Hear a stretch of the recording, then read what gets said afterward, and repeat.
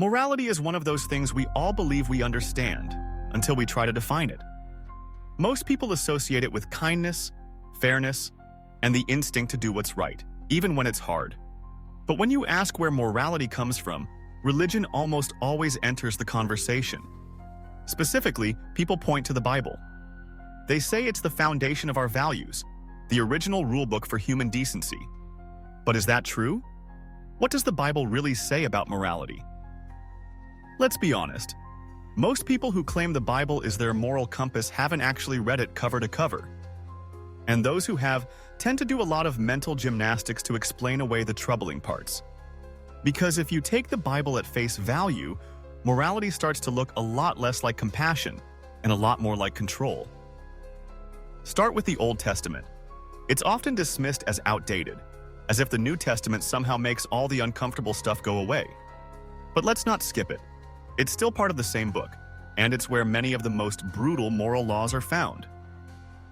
For instance, in Deuteronomy, if a woman is found not to be a virgin on her wedding night, she's to be stoned to death at her father's doorstep. That's not a metaphor. That's a legal instruction, from the same text that people say teaches love and righteousness. In Exodus, it's acceptable to own slaves as long as they come from neighboring nations. If a man beats his slave and the slave doesn't die immediately, it's not considered a crime, because the slave is his property. These aren't isolated verses buried in obscure passages. These are repeated, reinforced, and accepted throughout the text. Then there's Leviticus, which many treat like a moral goldmine.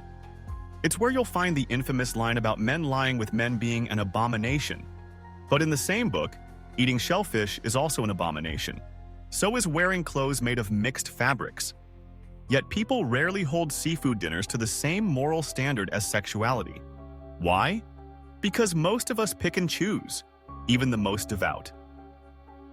This is one of the central problems.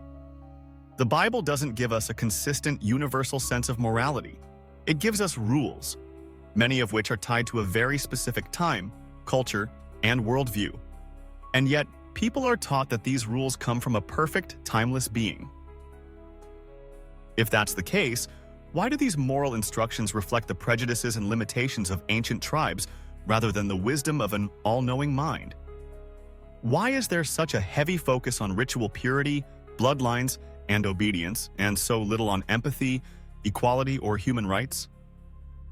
In fact, the Bible's version of morality often confuses obedience with goodness. Over and over, people are praised not for thinking critically or acting compassionately, but for submitting.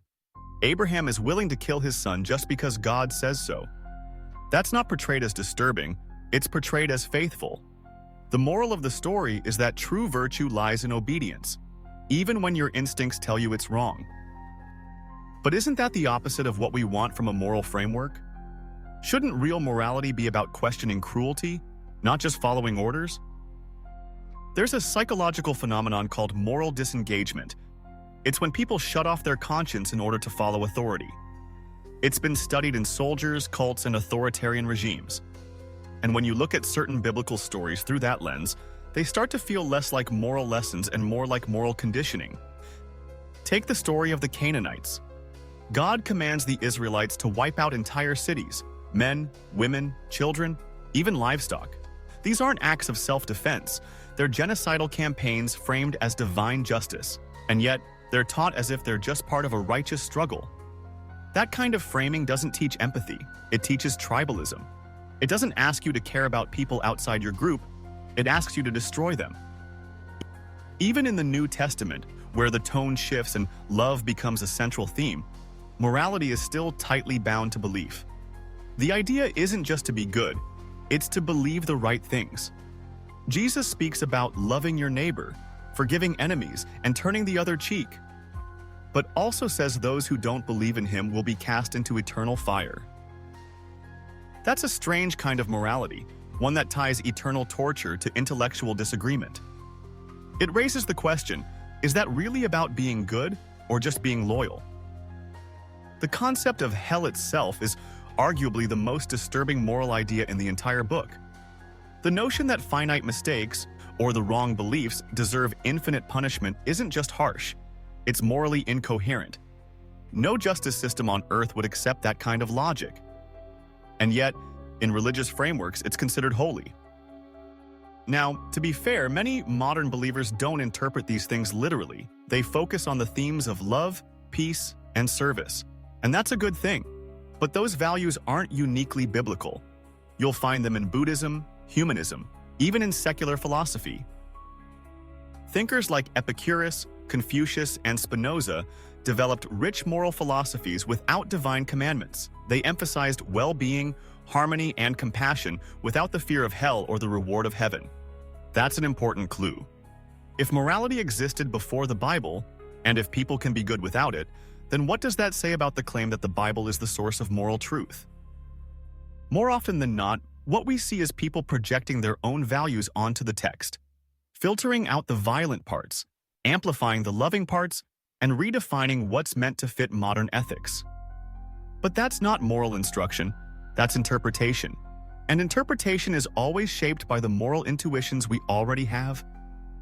Which brings us to an uncomfortable but important truth. We don't get our morality from the Bible. We bring our morality to it. We judge the stories inside based on how well they align with what we already believe is right or wrong. That's why no one today calls for stoning adulterers or killing disobedient children, even though the Bible explicitly says to. This reveals something deeper. Morality isn't fixed in Scripture. It evolves, and much of what we consider moral progress, the end of slavery, gender equality, LGBTQ rights, came despite religion, not because of it. Religious institutions often lag behind cultural shifts in ethics. In some cases, they actively resist them. Of course, there are compassionate believers. Many religious people do incredible work in the world, but that doesn't mean the source of their morality is the Bible. It means they're human, capable of kindness and empathy because of our shared nature, not because of ancient laws. Neuroscience and evolutionary biology have shown us that moral behavior has roots in our brain chemistry and social instincts. Cooperation, empathy, fairness, these traits helped us survive long before Scripture existed. We're wired to care, to build communities, to protect one another.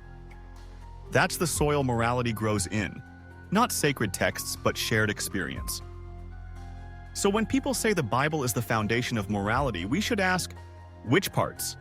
The ones that promote mercy, or the ones that condone mass violence? The ones that speak of love, or the ones that demand submission? Because you can't cherry-pick only the nice verses and call that a moral code. That's not divine guidance. That's human judgment, the very thing religion often tells us to suppress. At the end of the day, a moral system that punishes questions and rewards blind obedience isn't a moral system. It's a control mechanism. And the more we examine the Bible with clear eyes, the more obvious it becomes. Our real moral compass doesn't come from ancient texts. It comes from within.